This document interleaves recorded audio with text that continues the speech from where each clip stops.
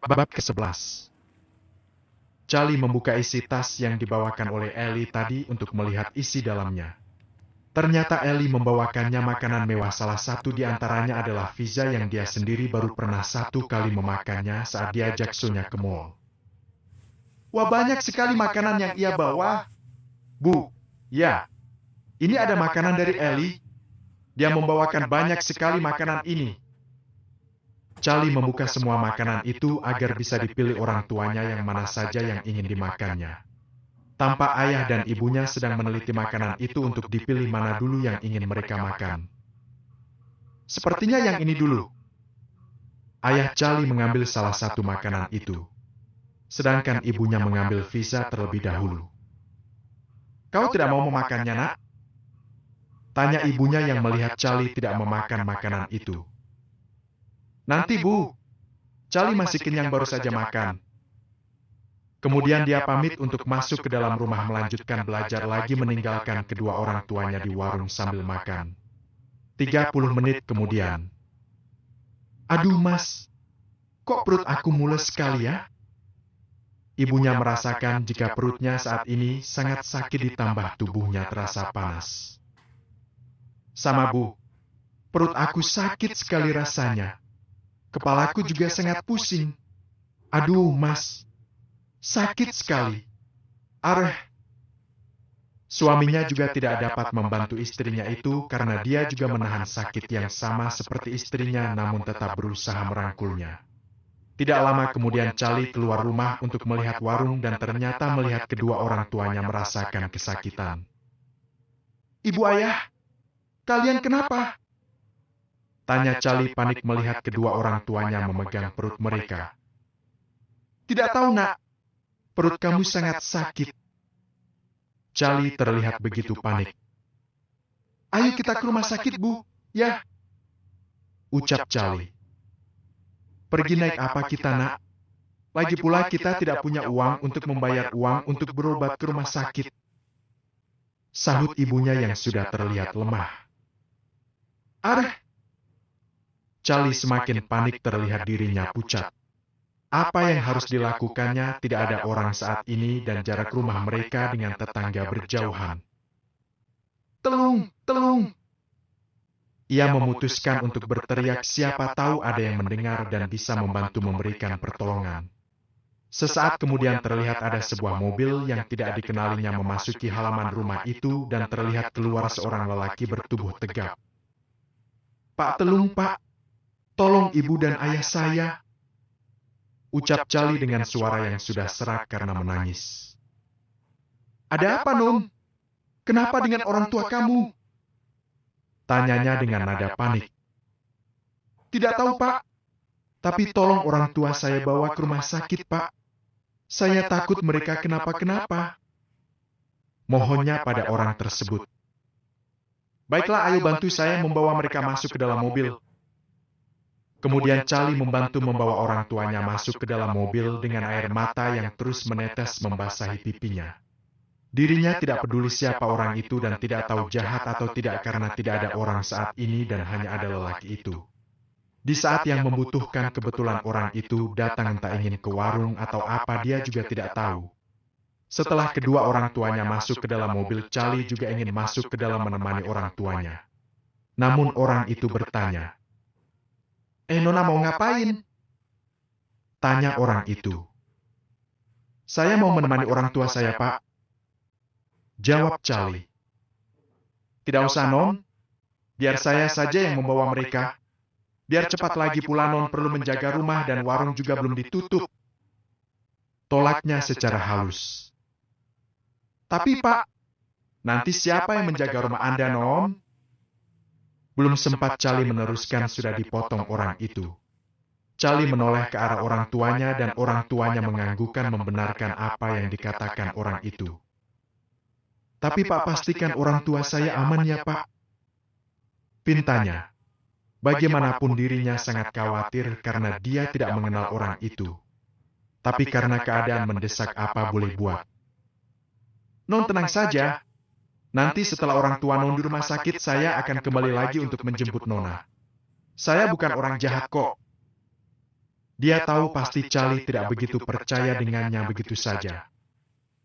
"Baiklah, Pak," ucapnya dengan lesu, kemudian menutup pintu setelah melihat kedua orang tuanya yang diam saja karena menahan sakit. Mobil itu pun melaju menuju arah rumah sakit terdekat. Charlie terus menatap mobil berwarna hitam itu hingga tidak terlihat. Entah kenapa perasaannya tidak enak begitu melepas kedua orang tuanya dengan orang itu walaupun orang itu membantu mengantarkan orang tuanya ke rumah sakit. Tapi Charlie tidak punya pilihan, jika tidak segera ditangani maka takut akan terjadi hal yang tidak diinginkannya dan akan menyesal.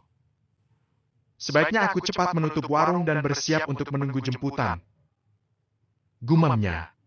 Lalu dia melangkahkan kakinya ke warung dan membersihkannya lalu menutup warung dan segera ke rumah dan makanan yang diberikan Ellie tadi tidak digubrisnya. Dibiarkannya saja di sana. Dirinya tidak bersemangat melakukan apapun di dalam rumah itu.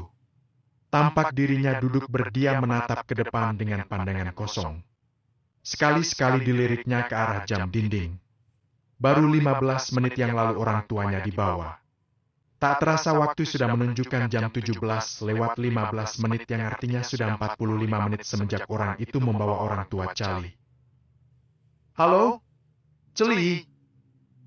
Terdengar suara seseorang memanggil dirinya dari luar. "Charlie?" Panggilnya lagi baru Charlie tersadar. Karena terus melamun dirinya sampai tidak sadar jika ada mobil masuk ke pekarangan rumahnya dan orang yang memanggilnya. "Ellie? Ternyata itu adalah Ellie. Kenapa kamu balik lagi, El? Ada apa? Bukankah kamu sudah pulang karena ada urusan?" Tanya Charlie. "Iya, sebelumnya aku sudah pulang, kemudian aku pergi lagi untuk sekedar jalan-jalan saja dan kebetulan melewati sini jadi aku singgah." Charlie bro saja. Kemudian Charlie mempersilakan Ellie masuk. "Kamu tahu gak, Sel? Tadi pas aku dalam perjalanan ke sini ada kecelakaan di jalan." Charlie masih biasa saja. Mobilnya berwarna hitam, dan orang di dalamnya sepasang suami istri yang berada di kursi tengah dan mereka segera dibawa ke rumah sakit. Sepertinya kecelakaannya parah, karena aku sempat berhenti dan melihat dari dalam mobilku sangat banyak darah di sana. Cetar. "Apa kamu serius, Sel?"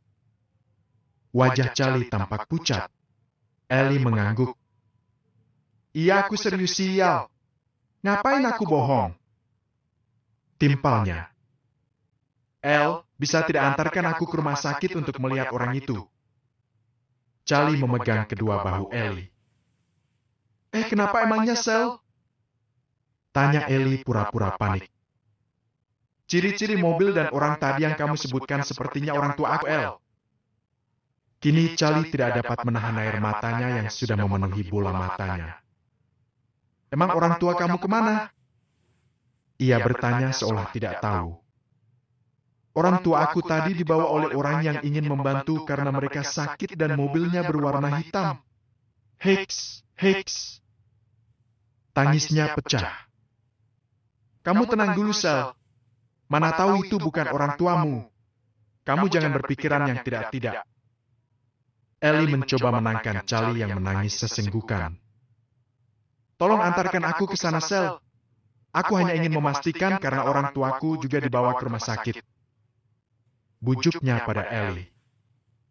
"Baiklah, bersiaplah, kita berangkat sekarang." Jawab Ellie, kemudian Charlie segera mengganti pakaiannya dan Ellie menunggunya di dalam mobil dengan senyuman smirknya. Rasakan kau batinnya. Kemudian pun pergi ke rumah sakit.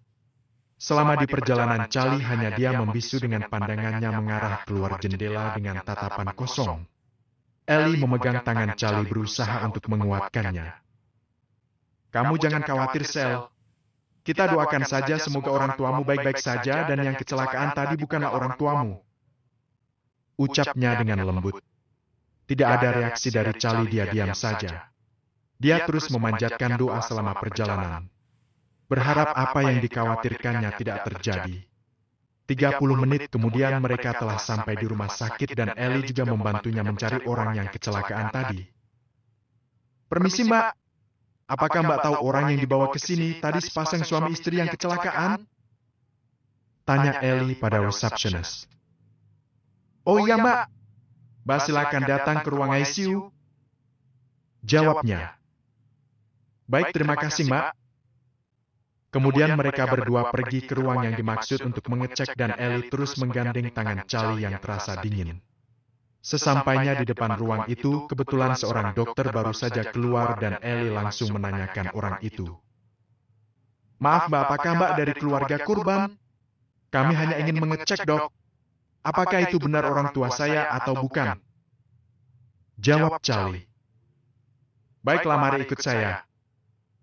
Mereka berdua mengikuti dokter tersebut. Dalam pikiran Charlie, apakah keadaan mereka sudah membaik sehingga ruangannya sudah dipindah bukan di ruang ICU lagi. Tapi dokter terus berjalan di lorong ruang sakit melewati ruang-ruang untuk merawat pasien sampai tiba di ruang paling ujung. Pak, kok ke kamar mayat? Tanya Charlie karena dokternya mengantarkan mereka ke kamar mayat. Iya Nona, karena saat dalam perjalanan ke rumah sakit Nyama, sepasang suami istri itu sudah tidak terselamatkan lagi. Jadi kami langsung memasukkan ke kamar mayat karena belum mengetahui siapa keluarga dari kedua korban. Sambungnya. Ellie melihat Charlie yang semakin pucat. Kamu tenang. Semoga kita salah orang. Dia pun menggenggam tangan Charlie. Mereka masuk ke kamar mayat mengikuti arah dokter. Mereka sudah berdiri di samping mayat yang bersebelahan ditutupi oleh kain putih. Kemudian dokter itu membuka salah satu kain yang menutupi wajah mayat itu. Dengan jantung yang berdegup kencang, ia berharap itu bukanlah orang tuanya. Kain itu akhirnya tersingkap hanya memperlihatkan wajah mayat saja. Jiddir.